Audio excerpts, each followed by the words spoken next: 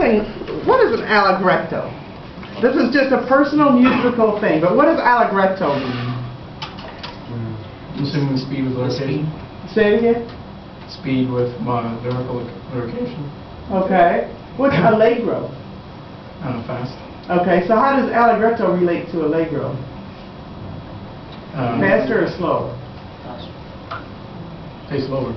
There you go, you got it. Slower. In my opinion, and again, I'm saying this is a musical opinion, if I were coaching this group, in my opinion, it was a shade too fast. And the reason I say that, who was playing first alto?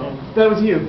When you started out and you had your eighth notes, I couldn't really hear a chord to your sound. I heard ba ba ba ba.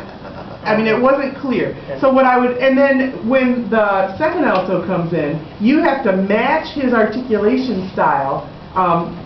Well, actually, you tongue it. He slurs it, then you tongue when you come in. Ta ta ta dee ya dee ya. So make sure you're paying attention to the articulation. Henry Cowell was very specific in how the articulation should be. So make sure you're paying attention to that. There are lots of dynamics, lots of accents. Sometimes, I mean, I appreciate that you brought out all those accents, but sometimes in my ears they were just a bit too, the sound spread a bit too much, so it was a bit too, like you're on the marching band field instead of in a chamber ensemble. So you just have to be careful about that. Well, the first alto sax, actually all of you guys, but will you start just a little bit slower? In fact, go way slower than you think it should go. So about like that. And let's see if we can get more in the center of the sound.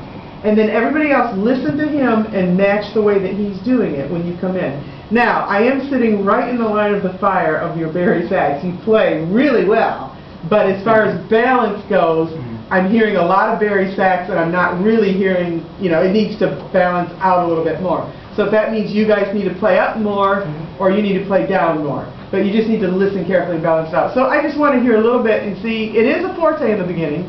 So go ahead and play forte with a good sound without spreading.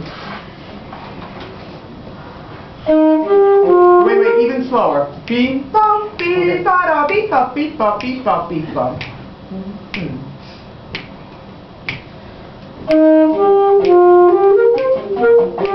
Now, that's what I was trying to tackle right there. Will you play those notes more legato so I can hear the notes? Do you hear how it's kind of, I can't really hear the notes. Do it one more time.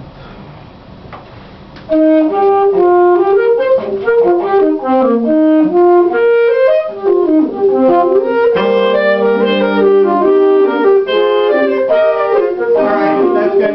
So that's one thing I would work on, is trying to get more core to the sound.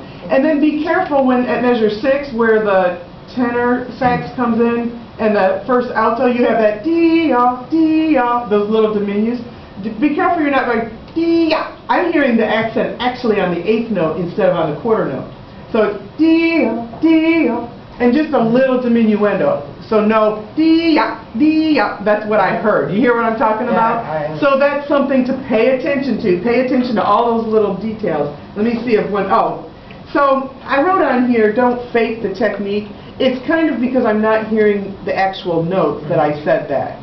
So just be more conscious. If I were working with you guys, I would say dee da dee da dee da dee da to make sure you get every single note.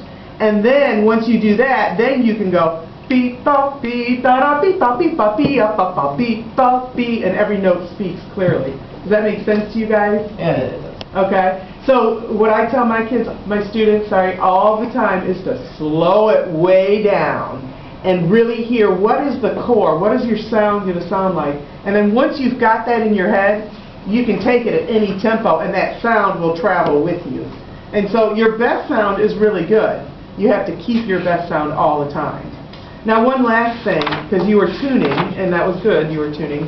Just with this piece, what I would do is go to the end of the piece and look at those chords and tune from the bottom. So like from measure 118, just start with the bari, play your first note at 118, and then tenor, you tune to him, and then second alto, you tune on it, and then first alto. Just try that once real quick. Oh, wait, play it with a nice warm tuning.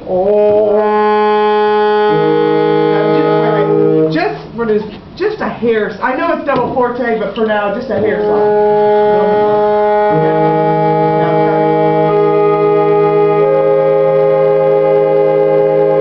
Did you hear when the second alto came in? You adjusted a little bit. Do you know what was wrong?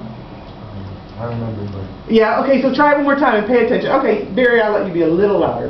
There you go. Now stop.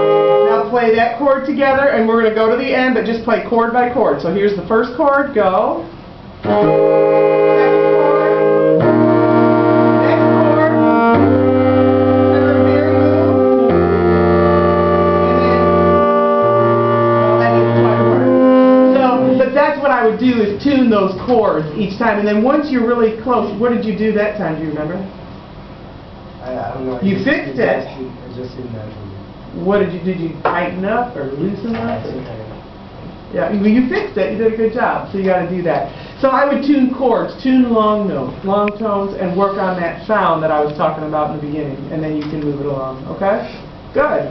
It would be fun. You guys look like a good group of kids. I wish I could work with you like for an hour, but unfortunately, I've got another group to listen to. So, or fortunately, whatever. These two are freshmen, so you might change the gear. Oh, good. I probably will. Except I don't usually listen to saxophone quartet. Right. So you're doing some good stuff. Which two are the freshmen?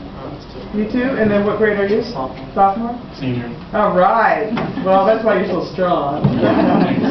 So, good. No, you have a really beautiful Barry sound. No, thank you very much. Good. All right. Thank you, guys.